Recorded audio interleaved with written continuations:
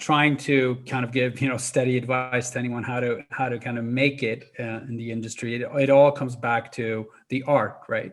It's the largest network of CPAs in the world, available on demand, even larger than TurboTax's. The concept is it's a grab and go yoga or workout mat.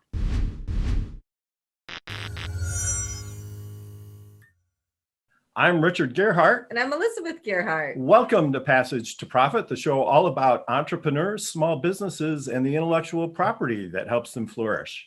And tonight we have a very special guest, Ola Sars, who's the founder of Soundtrack Your Brand and was previously the co-founder of Beats Music, which was ultimately acquired by Apple Music. And he's responsible for that. I can hardly wait to interview him. And our three presenters. As you know, we have people presenting their companies. We have three great companies. I'm not going to go into too much detail right now because you want to hear it from them, but you do want to hear about these. So we have Tax File with Ricky Lavina. We have Bear Blocks with Aaron McGran. And we have Yogi Fitness Mat with Joanne Ruse. And I can tell you all these things are new and different and improvements on what has existed before. So I already feel like I'm saving money on my taxes and getting into better shape, even before fitness we start. Is good. We're taping this in January, but even in February, we hope we're still keeping to our resolutions. So our first intellectual property piece tonight, we're going to start off with Patent Palooza. And Elizabeth found this patent. So why don't you describe the patent for us? So it's actually a chemical patent. And it has a lot of data in it and data from gas chromatographs, et cetera. What's a gas chromatograph? Well, anyway, sorry. But anyway, I like to drink wine and I like wine from grapes. Now, my tastes are a little bit different from some other people's because there are people that like to drink alcohol that is made from animals instead of grapes. And I thought that was really wacky and really gross. And the patent is actually on a method to make alcohol using what they call animal extracts, which sounds nasty. But the problem had been that, as you can imagine, that bacteria builds up quite quickly and you can't really ferment this stuff because it goes bad. So you're talking about instead of plant material, you're using animal material to make alcoholic drinks? Yeah, isn't that gross? Yeah, so the patent was originally filed in Japan, and it's since been filed in the United States. So apparently they think there's a market for this stuff here. And when I saw the patent this morning, I was looking at it, I'm like, well, is anybody actually selling any alcohol made out of meat products? And isn't this sort of not a thing anyway? I mean, there's a lot of animal lovers out there, so I'm just kind of wondering how they'd react to this. It turns out that, in fact, meat has been used in quite a number of drinks around the world. And I found this article in the independent newspaper that was published a couple of years ago. I begged him not to read it to you guys. So, yes, if you have children at home, and this is normally a family show, but if you have children at home, you might want to exercise some parental discretion. It's not that bad, but it is gross, I think. There are some things here that I personally had not heard of before. And so, and also I was prohibited from going over the whole list by Elizabeth. There are things, people do weird things with animal body parts. I'm sorry. So the first one, though, is saliva beer from Peru. And it's made by human beings chewing corn and then spitting the chewed corn into the fermentation vat to make beer. So that's item number one. Now, that's not too bad, is it? I mean, well, I hope alcohol kills all those germs, but you can't imagine. And these are some of the more moderate ones. So there's also fermented milk vodka. If you're visiting Mongolia, that's a popular drink, and they drink it warm. Right after the fermentation process is complete, they warm it up and you drink your fermented milk. It's made out of cow's milk or goat's milk. That wouldn't be so bad. I'm not going to mention the seagull wine because I am forbidden from bringing that up. And also, if you happen to be in Denmark, there's Clivet Poo beer. And so according to the article, Lowak coffee, which is made from beans eaten, digested, and pooed out by an Indonesian cat, has been considered a delicacy and a really good tasting coffee. So, And I love cats, but I don't think so. and so it's only a matter of time now that somebody had decided to put this in beer. And the article goes on to say that they go out of their way to source the poo responsibly, so you can drink it with a clear conscience. Well, now that you've whetted their appetite, haha, where can people find this article in case they want to? The Independent UK, and there's one more that I'm not permitted to bring up, and that is the Dung smoked whale testicle beer. Very much popular in Iceland, and apparently they can't keep it. They can't keep it on the shelves. I'm not sure that's whether because people are protesting or they just like it so much. Who wrote this article in the Independent? Julia Bailey, and she has obviously lives a very interesting life. So so there you go. Okay, well, let's go on to IP in the news. So this is really, really good news. China has been working for 12 years to get this legislation passed. They passed it in October. It's taking effect in June, and it's going to strengthen intellectual property protections for people from around the world in China. Right. And I guess as an intellectual property person, we have to applaud China for taking steps to improve the laws. Among things are they're going to be making things that improve the process for getting the applications through the Chinese Patent Office. The big one is that they're hopefully going to improve enforcement of patents and trademarks. They actually have a patent administration enforcement department, which is supposed to add extra oomph to protections there, and also damages for infringements are also going up. So before, the damages for violating IP in China were pretty low. Now they're going even higher. And in fact, if the infringement is intentional or willful, you can get 5 times up to the damage award. So they are trying to put some teeth into their laws. Also, there's a new patent challenge process, which is similar to what is going on in the US. So all in all, the outlook for Chinese IP seems to be improving. And Richard actually has a number of Gerhardt Law clients who file in the US and then file in China.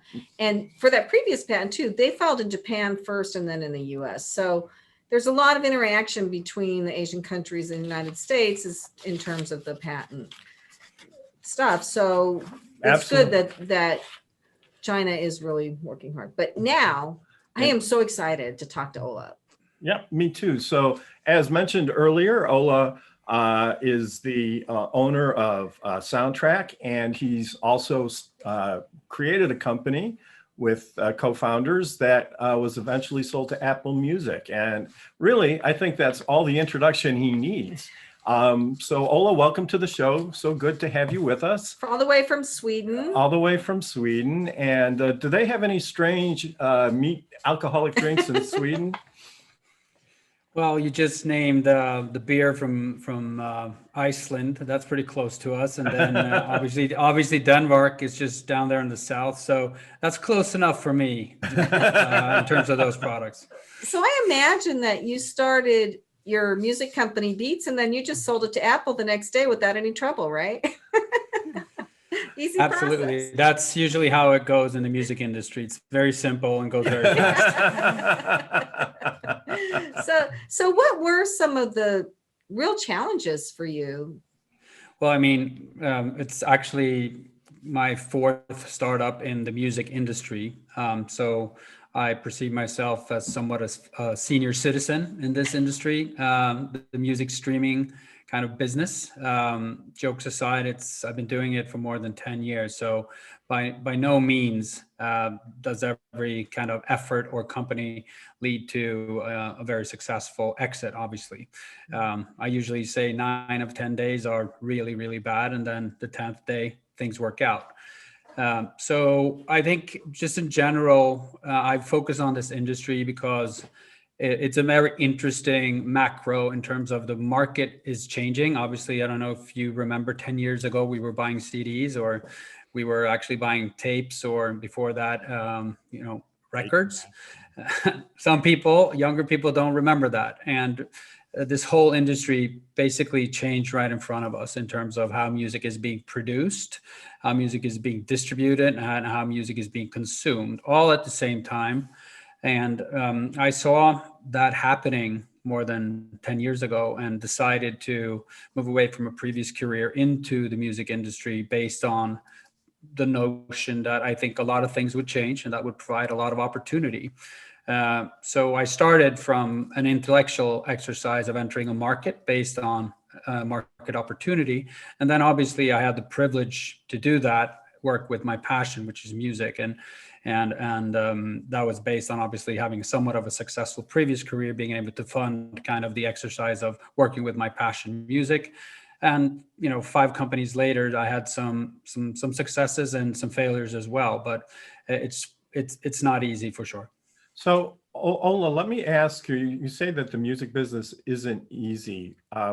What are some of the differences between working in the music business as opposed to other kinds of industries? I would say starting any type of company, looking at my friends here on the show, is super, super hard. I mean, you sometimes hear about the people who succeed, but you don't hear about the hundreds of thousands or millions who don't succeed. So just the notion of starting a company, trying to make it on your own is extremely challenging, stating the obvious, yes. But then the difference is perhaps with the music industry versus some other industries is that it's a fairly conservative industry. It is a industry that is more or less controlled by the owners of the IP, meaning the music in this instance, or the rights of for example, the songwriting. And given that the ownership of the actual art is so fragmented and so complex, when you're trying to distribute that art to an end consumer or a business, as I'm trying to do right now, you need to deal with the thousands of people that own the IP, right? And you need to get those people to agree on a way of distributing their beautiful art. And you need to have those people agree on a fair compensation for distributing that art. And those people are not always rational. Those people are not always business minded. They're somewhat, a lot of crazy people and great people in the music industry. So a fair amount of dysfunctionality in there. Well, I think Kenya probably has a lot to say about this. Kenya, what do you think? I was inviting him in here. Yeah, I was inviting her in here. Yeah, I've met some of those folks. oh yes. Creatives are hard to work with sometimes. I just had a quick question for you, Ola. I mean, obviously, Dr. Dre played a big part in all this as well. What was it like to work with him and collaborate on this project? Amazing. I mean, so many brilliant people that you meet through the years, and crazy people, brilliant people, not so brilliant people that are even more crazy. But in the instance of him, he is an extremely smart entrepreneur. Obviously, his music career speaks for itself, and his ability to own his publishing and acquire publishing speaks for his business mindset. And then obviously taking the move from the artist and kind of music creation part of doing business to becoming a businessman and creating a hardware company with Beats by Dre, just at the point when the music industry was being completely bombarded by file sharing. It was, just speaks for the timing that he has when to move on. So extremely inspiring. So you said you had other companies before this, but this is your passion. So what kind of other companies did you have? Kind of the interesting part of my life is if there is any, the last 12 years was post me taking the decision to go for it in the music industry and kind of go for the music streaming. So within the context of music startups, I've had a company that built hardware in the music industry, distributing hardware worldwide. I've had a online distribution platform for more radio-like product, a little bit like where you guys are right now, or where you're broadcasting. And then I've had a music service, obviously with Beats, which is a consumer facing music service competing with Spotify, my Swedish friends across the street here. And then now I have a streaming service for businesses. So helping businesses play the right music in their business in order to, drive their business. So that's kind of within the music industry I've been doing. Before that, I was starting companies in completely different other industries. So, Ola, what advice would you have to an artist who is trying to get known? So is there anything that you could share about that topic? The whole idea with also the interesting thing about the music industry is that you get the ability to help artists and creators actually try to make a living, which is extremely hard if you're an artist nowadays. It's always been hard, but now you read about it more because there's just more people aspiring to become artists today. People don't think it because it's much easier to distribute. Back in the days, you would need a record contract to even, contemplate distributing your art. Now you can basically get a PC or a computer, produce something, upload it onto a distribution platform, and then go for it, right? So there's so much more buzz out there, so many more artists, which makes it way more complex for the artists aspiring because there are more artists out there. Previously, you would get a record contract, and when that record contract was signed, the label in question would somehow vouch for the opportunity and would invest in you. Nowadays, you basically have to do everything yourself. You have to, create the art, produce the art, distribute the art, market the art, and kind of figure out technology at the same time. So trying to kind of give, steady advice to anyone how to kind of make it in the industry, it all comes back to the art, right? So I think the first thing I would like to say, you can't, just create random music and think that you're going to break through. You have to be completely focused on the music that you produce and the quality of that music. That's stating the obvious, but sometimes, believe it or not, people tend to forget that little thing about production quality or actually, being a good musician. Yeah, I couldn't agree with that more. I mean, no matter how well it's produced, no matter how big the name, no matter what the video's like, if the song stinks, then I'm not going to like it and I'm not going to buy it, right? So, so really quality artisanship is probably the most important fact. If it's good, then it catches on, right? And people like it. So what advice would you give to entrepreneurs now in general? I mean, we're in such a strange time now. You really do have to promote yourself using digital means because nobody can meet in person right now. Yeah. What advice do you give people that are really trying to build a company right now? So I think it's been a strange year, right? Everyone's kind of still trying to figure out what just happened, and I think all of us who are doing small, big companies have changed so much on how we work. We're not meeting anymore. We're working from home. Some industries, like actually right now, the company that I'm running, Soundtrack, our customers are the restaurants, the bars, the retail stores that shut down. So I've had a very interesting year in terms of challenge, but we made it through. We have a company we're live in 74 markets, so we were able to kind of move in between markets and move our efforts in between where it was open and closed, but very, very, very challenging. I have checked out Soundtrack's website, and I looked at it, and it looks like a really great service because, first of all, the rates are extremely reasonable. And number two, it's easy to pick the kinds of music. You just sign up through an app, and it offers a wide variety of music. So I think there's a lot of establishments that will be taking advantage of that in the future once things normalize a little bit. You don't realize how you kind of miss that, right? Like, it's one of those things that's gone right now that you don't even really think about. And then I'll go to the grocery store sometimes. They're always playing music there, right? And it's like, oh, okay. Well, it enhances the experience for sure. So the whole idea with this was that exactly that the right music at the right place at the right time just, really augments the experience, creates this. We all know when we've been to a place where the music is great. So there's a whole science behind that. And what I've done is I've taken the streaming revolution that we've all seen in the consumer market, and I've applied that to the business market. It's basically that simple in terms of ideas. So trying to answer your question, what do you do as an entrepreneur trying to drive kind of your company or your brand in these challenging times? And it goes kind of back to the same response that I had to being an artist. It's back to the idea. And kind of the business fundamentals when you created your business idea.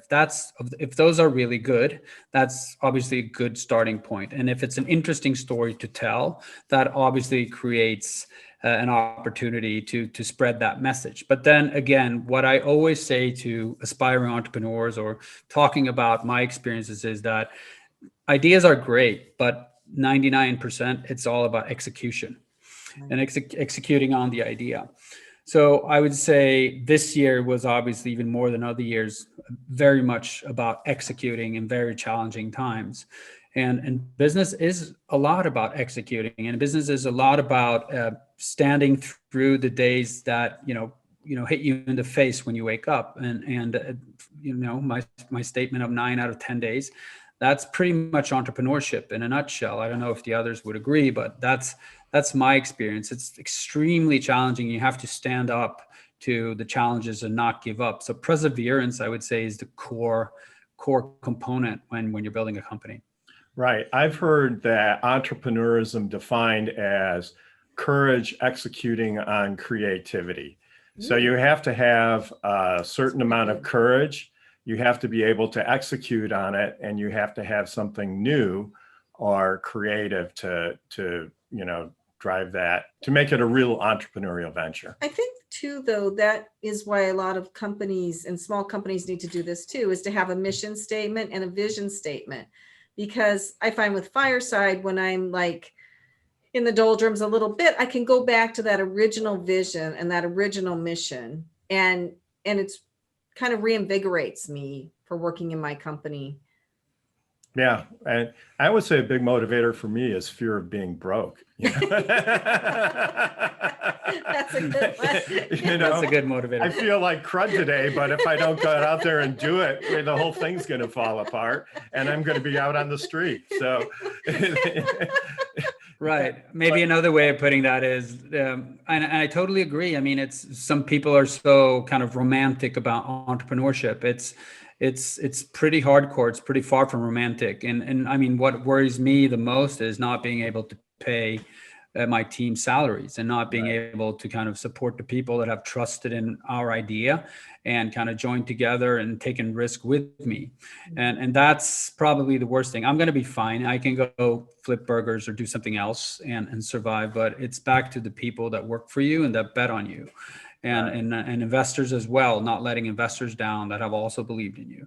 That's the pressure that you need to live by. And then back to, I really liked your statement, and it's back to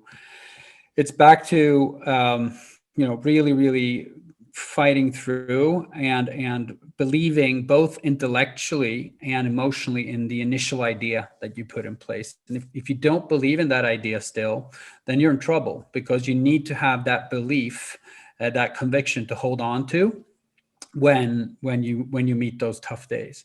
And in my instance right now, I really did have that, because I had the experience of understanding the changing music industry. And I saw an opening in the market, which I truly intellectually believed in, that music in the public domain is important. It's a multi-billion-dollar market, and no one else is doing it because it's really complex to build music streaming services, and it's very capital intense.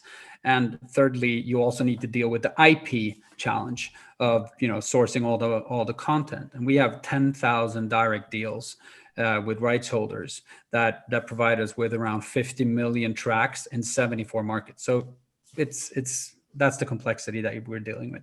Wow. Yeah, and I mean, a lot of those, I'm sure not all of those deals are the same, right? So different royalties, different licenses, different territories, or maybe they all are the same, in which case you're a genius if you can pull that off. But if you've got 10,000 different agreements, then that can be a really big challenge to keep track of all that. So for sure. So, No, that is, I mean, back to the entrepreneurship question. And it's easy to come up with the idea, or the easiest component is coming up with the idea. And then secondarily executing on it and raising the money and building the team. That's super hard. But then I've also added this component of IP complexity. And yes, it's super complex to get there. It's taken me 3.5 years. But at the same time, it creates a massive defensibility at the same time. So I'm building complexity for anyone else trying to come after this market. So they basically have to replicate the 10,000 deals that I've done that are classified information.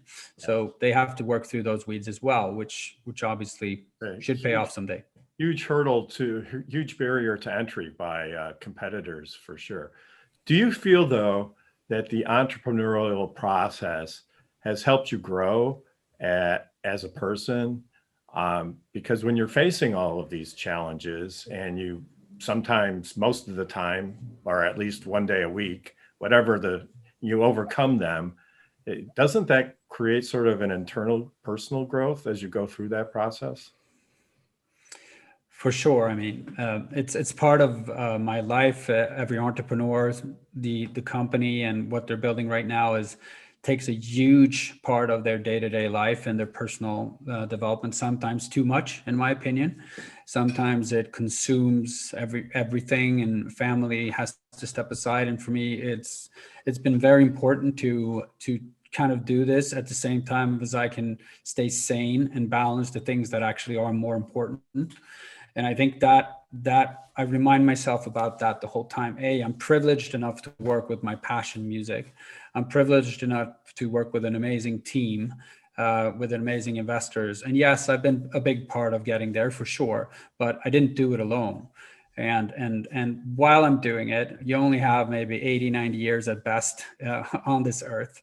During that period, you have a lot of things you have to achieve. And for me, it's been family is an important thing. So for me, that has always been a very, very important component to balance. Traveling 200 days per year, which was the case sometimes, it was very challenging, but you always have to have something else to stay sane. That's at least my opinion, something else that's more important, because at the end of the day, it's only a job. It's only a company. And if I get up in the morning and can go there, I perceive myself lucky.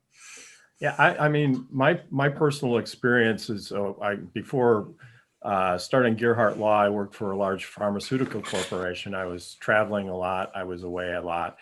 And over time, I realized that the only people who are really going to remember me when it's all over is my family. You know, my employees might occasionally think of me sometimes, but who's going to really remember all of this stuff, right? And so I do agree with you that the family piece cannot be underrated. And my point being, it's not just about the personal romantic fact that it is important for me. It's also, without it, I probably wouldn't have been as strong in what I did at work, because it keeps you sane. I've seen a lot of entrepreneurs who get completely consumed by their company to the point where they're not cool people to hang out with anymore. There's just nothing else there. It's just only the company. And at that point, I don't know if most of them start, it starts showing in performance. It starts kind of in the interpersonal interplay with their team. It just becomes everything for them. And that becomes a negative trend down the line. So I think it's important for entrepreneurs, even if it's tough and 9 out of 10 days are challenging, it's tough to have something to keep you sane, to bring you back to reality, even if you're doing good or if you're doing bad. That's great. I agree. I think it's important to take a break too. Richard got injured and then sick, and he had to take a break. And he wouldn't before that. He worked all day Thanksgiving. Anyway, it was really good for his mental health. And even if you can only take 3 days or even just a long weekend, whatever, I think people do need to take a break, because then you step back from your business and you actually, in Richard's case, come up with really creative new ideas a lot of times. Yes, so sickness and injury as a matter of relieving stress is Don't do it my that new way. path. Don't do it that way. Try to convince him to take a vacation. Maybe that's a startup right there. Like we can guarantee we guarantee you sickness, balance, sickness, and injuries for maximum creativity. Ola, this has been great. We have to take a break right now. You're listening to Passage to Profit on WOR 710, the voice of New York. Passage to Profit will be right back after this message. Welcome back, everybody. Richard and Elizabeth Gerhardt on Passage to Profit. Our special guest, Ola Sars, and from Soundtrack. Now we have Kenya Gipson from iHeart, who's going to be talking about Power Move. Welcome, Kenya. Good to see you again. And what's going on with Power Move? Likewise, so we're going to be talking about Lil Wayne and his recent purchase of his masters. So he reportedly sold his masters to Universal Music Group as part of a deal valued in excess of $100 million. You know, this 9-figure price tag was confirmed by his manager. And I got to tell you, you know, a lot of artists do not have the opportunity to ever own the masters, right? You have the rights to your music, but it's something, ownership is something very different. And we have Ola here today. So I thought this would be a good conversation piece. Ola, how do you feel, or do you feel it's important for artists to be able to have the rights and own their music? How important is that? Well, you need to be fair to the labels as well at this instance, right? I think it is a power move, by the way. I think it's one of the coolest moves in a very long while. I mean, we've all been listening to Kanye West talk about this, and you know, when you are an artist and you sign with a label, they invest in you, and they invest in you to build you as a brand and as an artist, but they keep the master right, because they acquired the right to record you. So there's nothing funny going on with labels actually owning the rights to an artist's music. That was the deal initially, and they paid up for it. But there's no reason not to try to buy it back if you think it's worth more than moving forward, owning it yourself. And not a lot of artists have got to that point or have the opportunity to do it, but now he did it. And I think a lot of artists are going to follow his power move. So what kind of advantages does the artist have then when they own their own all of the rights to their music? Owning IP is all about how much money you can spend on that IP, right? And that goes for all types of IP. For music, it's if I own the music, then it's about how much money I can generate based on that IP ownership. And if you think you can do a better job with that IP, the music, get more listeners, sell it to more film productions, get it on Spotify more aggressively, get it on Apple Music more aggressively. If you think you can do a better job than the label, then it's worth more for you. And maybe if you are the actual artist, you have a better leverage because you can put your actual name behind the music. So that would give it a better opportunity to grow. So I think that's the thinking from artists when they want to buy back their master rights. They think they can do a better job than the label is doing with the music right now. So this is a marketing ploy then. So they have full carte blanche to market it then. Didn't Michael Jackson buy all of the Beatles rights at one point? And I don't know, did he honestly think he would be able to do a better job of marketing it than, I guess, probably Apple Records at the time? Or was that just the sentimental move on his part? I think there's some very interesting things going on in the music industry right now in terms of acquiring and selling master rights. And I'm not going to give you the whole kind of technical detail, but the thing is that once again, the music industry is not that sophisticated. It hasn't been that sophisticated. It's been very old school, done in one way, no really creative efforts. But now the market is opening up in terms of investors actually going in and buying master rights. So there's a lot of master rights changing ownership right now in between. Maybe the artist buys it, like in this case, or an actual investor buys the rights from a label, and then they think that they can do a much better job with that catalog that they bought than the label can. So it's a much more open market, a much more interesting space. And we see songwriters selling their rights right now, very prominent old school songwriters bringing in hundreds of millions of selling the rights of their music. Wow, fascinating. It sounds like the music business and the entertainment industry is constantly evolving, and there's always something interesting going on. So Kenya, thanks for bringing this up.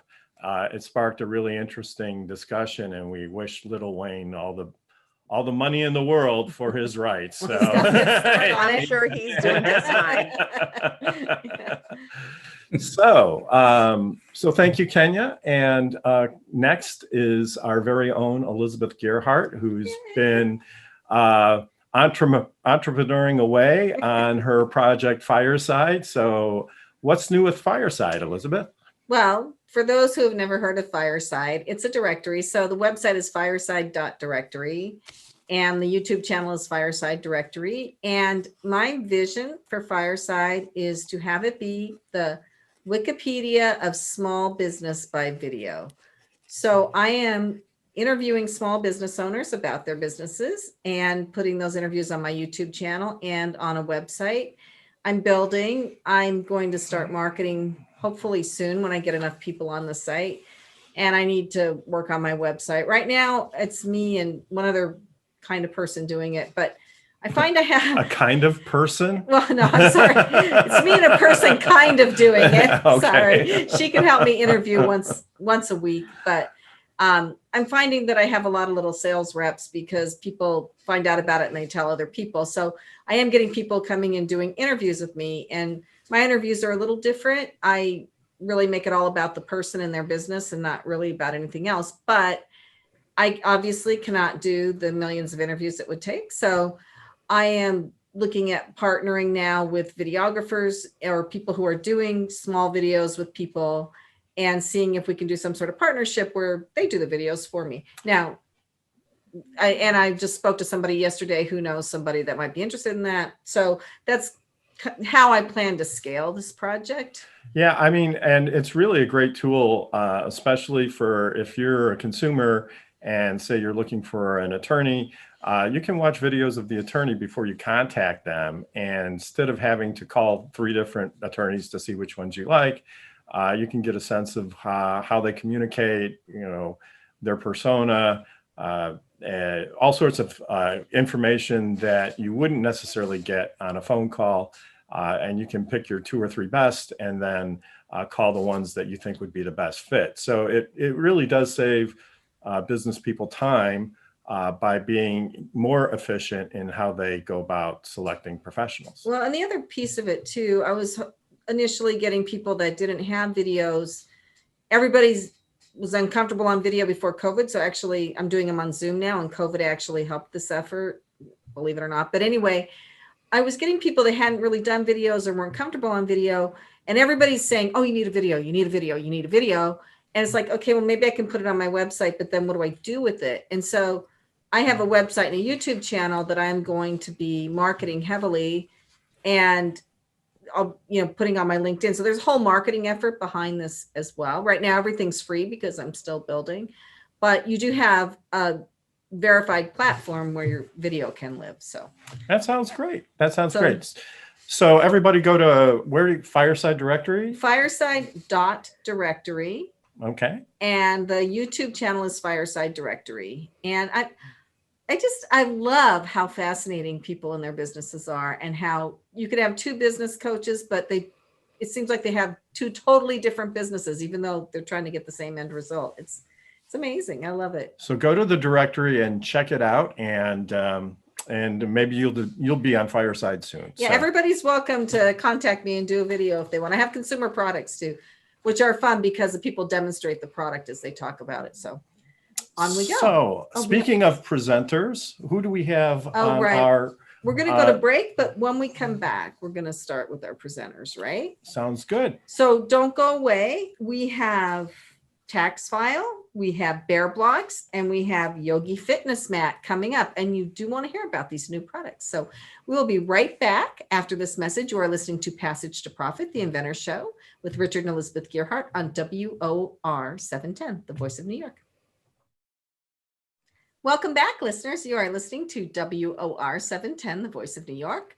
with Richard and Elizabeth Gearhart and Passage to Profit.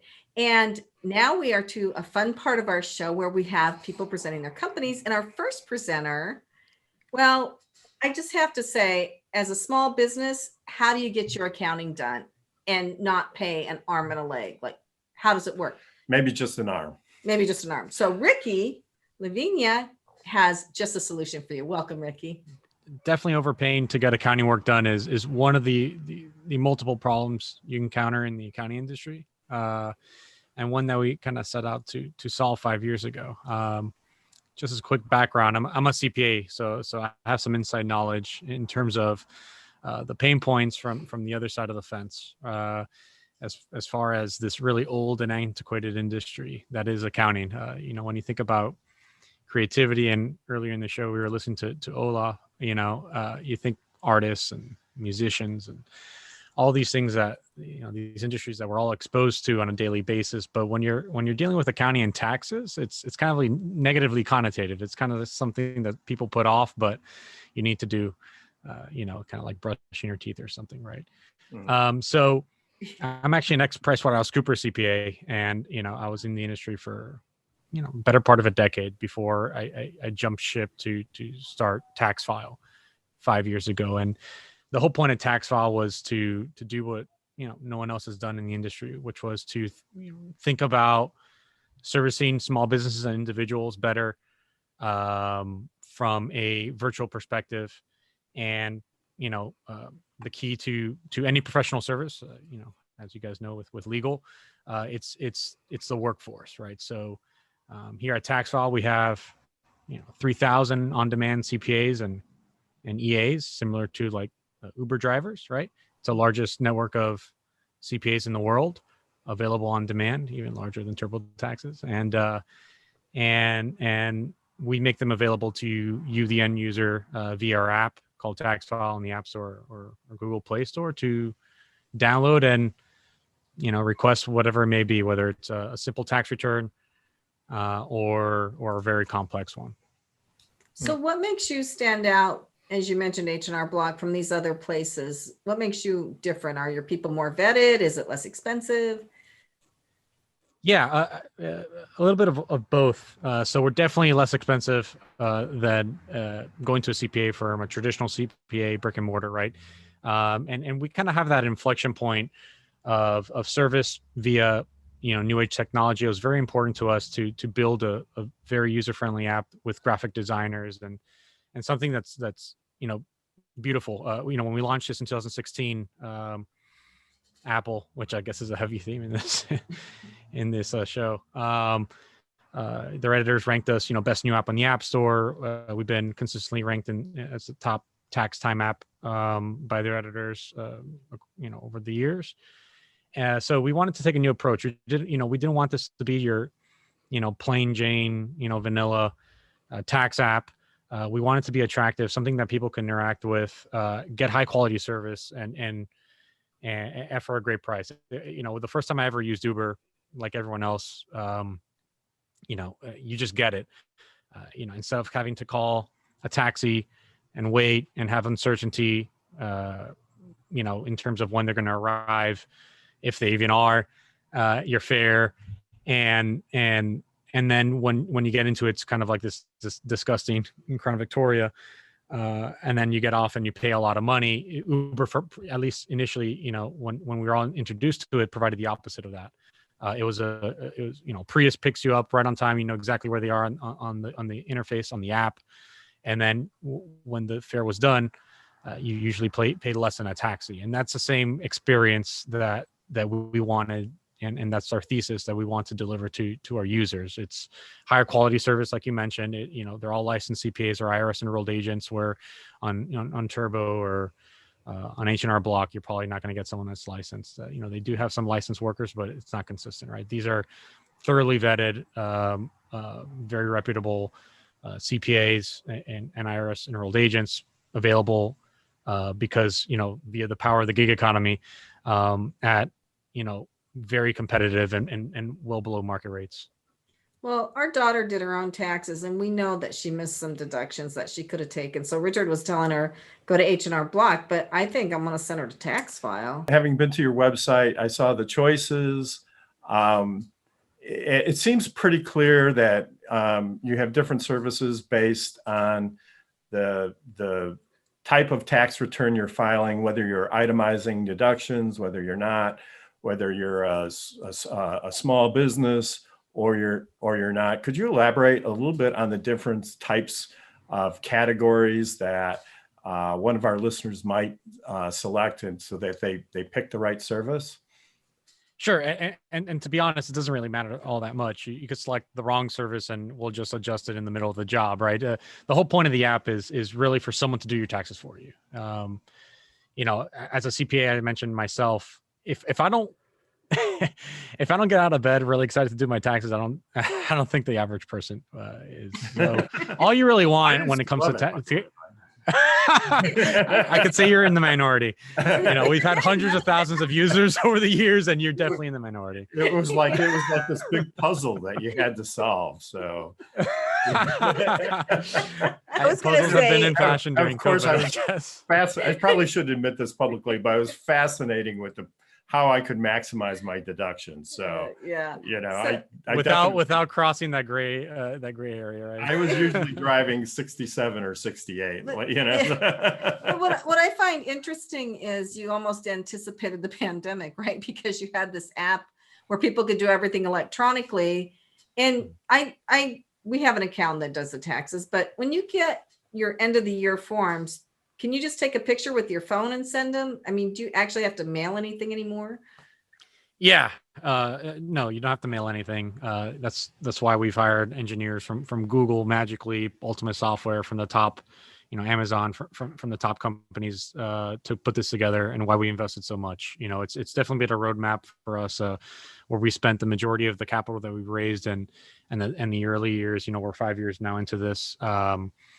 Into the product itself. This is essentially our growth year. This is our big, you know, kind of scalable year and moving forward. So yeah, it's modernized. What you expect. You take a photo with your phone. You know, there's a web app as well where you can drag and drop different documents. You can link them if you've had prior jobs. You know, your prior jobs just automatically roll forward. So we wanted to have those network effects so that when you come back the next year, because you have to file your taxes every year, right? It's not just one and done, and you don't have to gear up. It's all there for you. Even if you have connect with a different CPA, everything transfers, including your chat history and your documents that are relevant for the subsequent year. So do you feel like then you've hit an inflection point and that your company is going to be successful, or did you find that point a couple of years ago? How did you know when you've made it? You have a nice patio set there, so In Miami. I'm assuming I'm jealous. I'm assuming something's going right, but Yeah, I think if you ask anyone, that's on the panel today, that I don't think you're ever going to say, "Yeah, we made it." Pencils down, everyone. Let's go home. Even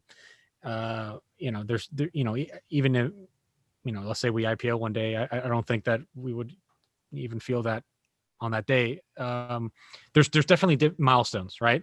So year one, like we said, getting featured, that was great. Kind of social proof and kind of reinforcing the vision, right?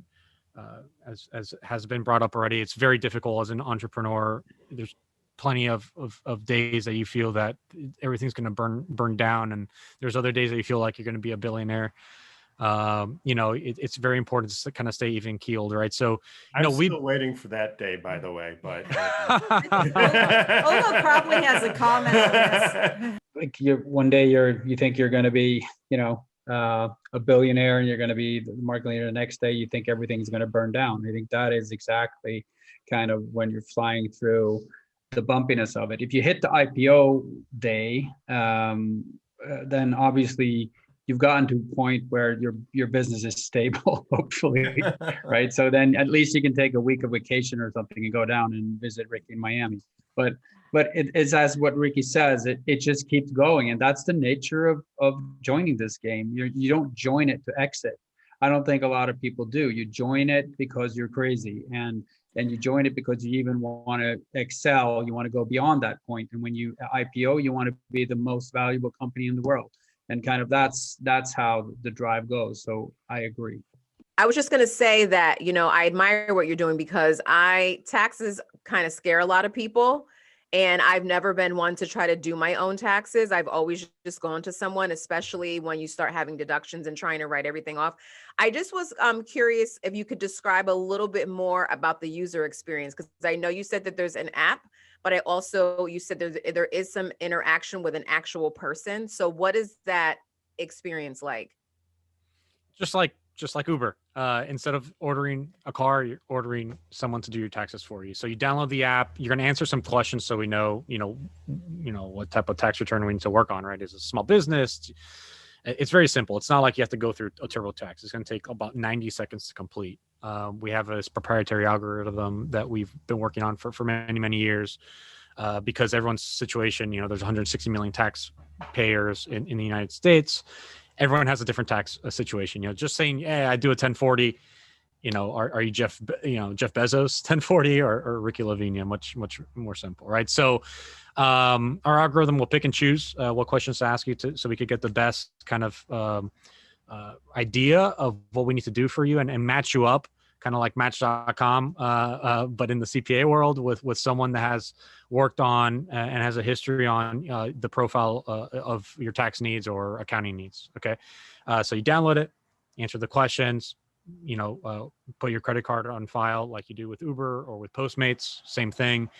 And almost instantly you'll be connected with a pro. Right now, we have, obviously the new year has started. It's, technically it's in tax season, although the IRS hasn't opened up, but we have plenty of people creating jobs, and you're connected in 30 seconds to a CPA right now. And you start chatting back and forth, exchanging documents. They'll give you, based off, how you answer the questions, maybe a list of documents to say, hey, just upload these. If I have questions, I'll reach out.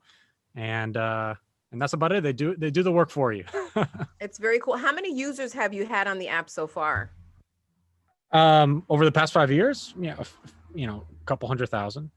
So if we were to take one of the tax returns prepared by TaxFile and compare it to a CPA, say with 10 years of experience, what would be the tax outcome between the tax returns? Would they be roughly the same?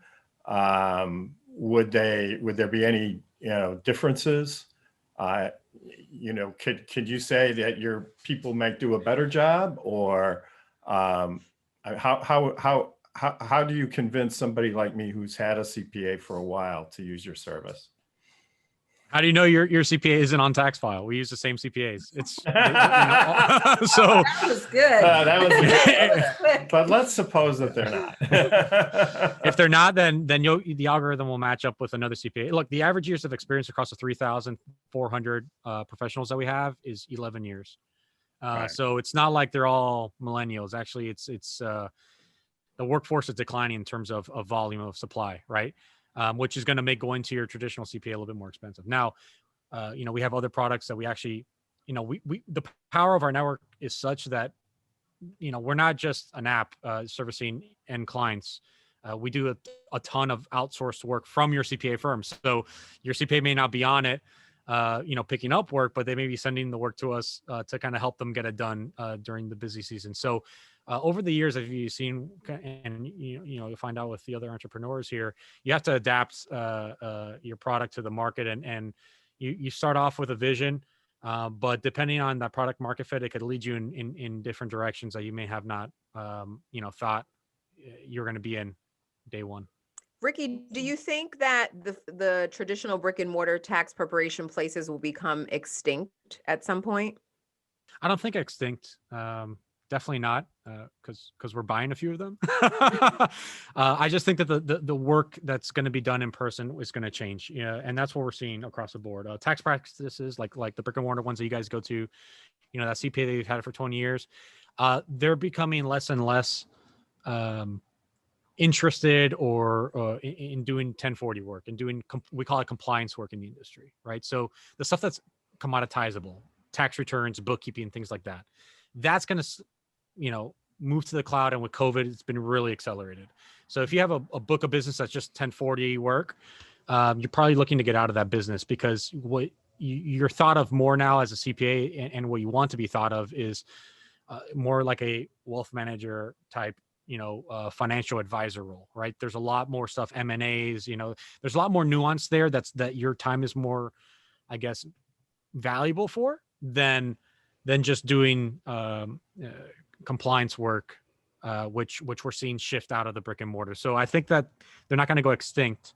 That trust factor, whether it's face-to-face, in person or via Zoom is, another question. But I think the industry is transforming to be more of a white glove, higher value service than a place that you go to get your basic, tax work or accounting work done, which could be Ricky, done much cheaper with the same quality online. This has been really interesting, and your insights onto where the tax preparation business is going are great. Unfortunately, we're coming to the end of the segment. How can our audience get in touch with you? Go to taxwall.com, sign up. We'll definitely help you out with your tax return this year. Can you spell that? Can you spell it? TAXFYLE. So, and you could download it on the App Store or the Google Play Store. We'll also put together a coupon for everyone listening, Profit 20, to get $20 off. Wow, Great. sounds great. Well, thank you very much for joining us, and we look forward to easier time with our taxes. And we're going to tell our daughter about it. So, And we're going to tell our daughter about it. listeners, you are listening to Passage to Profit, the Inventor Show on WOR 710 with Richard and Elizabeth Gearhart and our special guest, Ola Sars. We'll be right back. Well, welcome back, listeners. You are listening to Passage to Profit, the Inventor Show with Richard and Elizabeth Gearhart, our special guest, Ola Sars. Our podcast will be out tomorrow, and check out our YouTube channel, Passage to Profit Show on YouTube. If you want to see what everybody looks like and what the things we've been talking about look like, we always get such attractive people on this show. So check us out on YouTube. But now we are on to Joanne Ruse with Yogi with an I fitness mat, and she sent me one. And I tried it out this morning. I got it yesterday and tried it this morning. And there are so many advantages to this mat over your conventional mat, but I'm going to let Joanne tell you about them. So welcome, Joanne. Hi, thank you so much for having me. My name is Joanne, and I'm the owner and founder of Yogi Fitness Mat. The concept is it's a grab and go yoga or workout mat. So the biggest feature is that it has sewn on carrying straps, which can be removed. Here's an example. So it's a mat that kind of rolls up into itself. It has a zipper open enclosure, so it's compact. And then it has tabs on it so that you can attach a carrying strap. And then you can just put it around your shoulder like a purse or a messenger bag. So if you're on the subway, if you're riding the bike, if you're walking on the beach, if you're hiking, whatever it is that you do, your fitness routine, it offers you a hands-free advantage. And it's very light. I put it on today. Yes. Oh, awesome. Yeah, we did. We made it, the material is actually eco-friendly, and it is a lighter mat so that it doesn't put any strain on your back, it makes it easier for carrying. That's really great. And I took a look at it this morning. I didn't use it, but Elizabeth did. And the hardware and everything seems to be top notch. It seems to be made out of quality materials. Lots of times when you buy these kinds of things, they're not always like well made, but the mat is really well made. What I really liked about it too is that the zipper is hardcore, and Joanne and I spoke about this before the show. So can you talk a little bit, because most of the time on a lot of things the zippers are flimsy and they break and you can't get them to work right, but not here. Right, exactly. Yeah, I wanted something that was a good quality product, because, you know, having done yoga, I've been through so many different mats, so many different bags and things. And it's so frustrating, you know, you spend all this time and all this money and you get the product and it only works for so long. But so the zipper is actually, it's a heavy duty 24-inch zipper, which is used for tents and outdoor equipment. And the reason why I wanted that is because it allows for like a quick zipping and unzipping. The tab is really big, so you can just kind of grab it haphazardly, even when, you know, when you're after the workout and you're done, you just want to go, you know, just kind of grab it and it zips right up. Right. And it's really easy to roll it back up into the right spot and zip it up. But I know Kenya, our fitness buff, has something to say about this.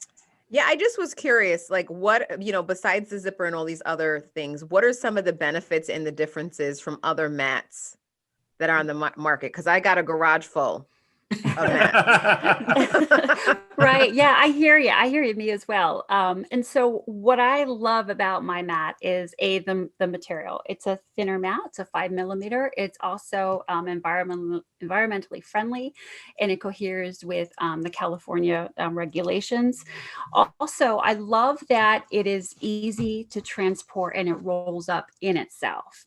It offers me, with having the strap, it offers me having hands-free, you know, so the idea from the mat came because I was heavy into yoga, and I had my daughter, who was an infant at the time, and I'm trying to rush out the door. And so I'm handing her off to the sitter. I'm trying to find my keys and my water bottle, and I'm like juggling everything. And I'm like, you know, if I could just have things easier, that would be great.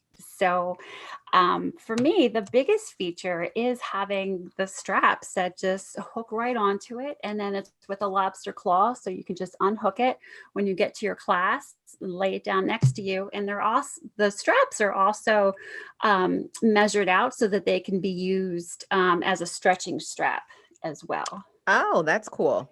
Yeah, thank you. So I actually have two versions. This here that I'm talking about is the Express. So this is just the mat with the strap. However, the original yogi mat comes with a towel. It has a wallet, phone holder, key ring, and a water bottle that all attaches to the mat. And so that's really the grab and go, you know, and you could skip the locker room and just step right into class with your mat. Like everything you need is right there. That's great. Ola, do you have any thoughts or comments?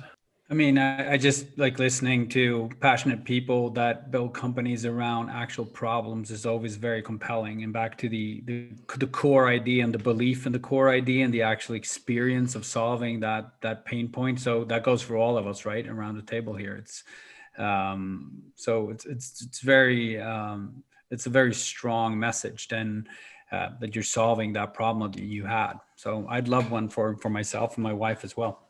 If you're looking at a bunch of yoga mats on Amazon, right, which one are you going to pick? Are you going to pick, you know, this gives you that it really is differentiated, I think, from a lot of other yoga mats, and it gives the user a choice. What? Right.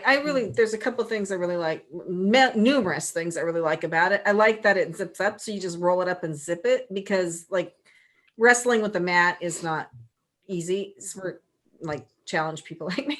Anyway, that's one thing. But and then that you can hook everything onto it, because I was actually thinking that I hadn't seen that other one on your site, but I was thinking, you know, you could hook one of those little wristlet bags on here, all that stuff. But the other, and I know this is not the purpose for which it was made, but it is something I'm going to use it for. So we are going to go to Pittsburgh, and I am going to use it to put over the chair that I sit in the hotel room, because it'll keep the whatever germs are on that chair off of me. The COVID chair. It'll right? shield you from the COVID chair, I guess. Right. Yeah. So it just has so many advantages, and I'm just wondering, how are you marketing it? I know your website is beautiful, but Thank you. And you said you're on Amazon. Are you using Facebook and Instagram?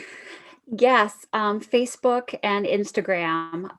As Erin had mentioned, that's really where I've been doing most of my advertising, and that's where I've been getting most of my sales. Excellent. And how have sales been?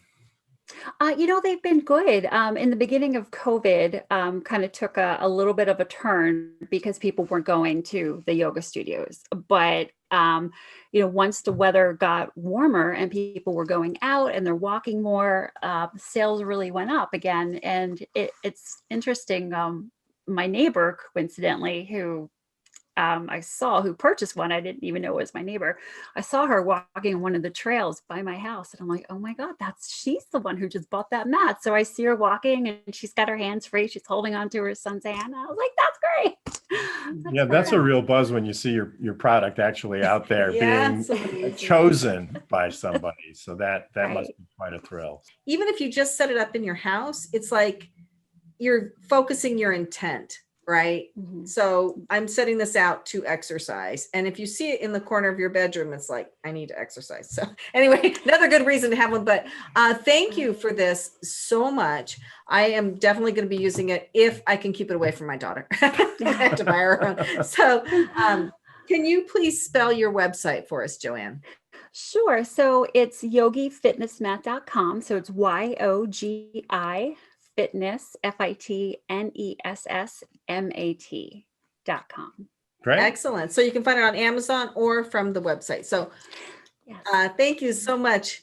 You're listening to Passage to Profit, the Inventor Show on WOR 710, the Voice of New York, with Richard and Elizabeth Gearhart, and our special guest, Ola Sars, and 3 fabulous presenters, as well as our media maven, Kenya Gipson. So if you've missed it, look for our podcast or go to our YouTube channel. We'll be right back.